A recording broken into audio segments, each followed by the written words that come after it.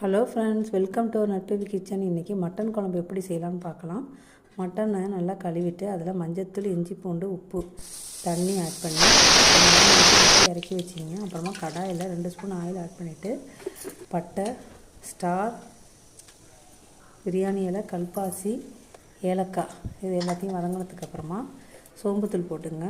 வெங்காயம், பச்சை மிளகாய் இது எல்லாத்தையும் சேர்த்து நல்லா வதக்கணும். வெங்காயம் வதங்கினதுக்கப்புறமா இஞ்சி பூண்டை நல்லா நச்சு போட்டுக்கணும்.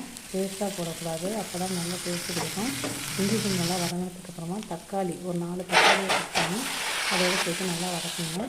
1 ஸ்பூன் கல்லுப்பு ஆட் பண்ணிக்கோங்க. தக்காளியும் வெங்காயம் வதங்கினதுக்கப்புறமா ஒரு குக்கரில் ட்ரான்ஸ்ஃபர் பண்ணிவிட்டு நம்ம வேக வச்சு வச்சுருந்த கறியை அதோடு சேர்த்து நல்லா வதக்கணும். 4 ஸ்பூன் குழம்பு மிளகாத்தூள் போட்டுருங்க. தேங்காய் விழுது அதையும் சேர்த்து நல்லா இதோட வதக்கணும். நம்ம வேக வச்சு வச்சுருந்த தண்ணி அதோடு கலந்து ஒரு விசில் விட்டு இறக்குனீங்கன்னா சுவையான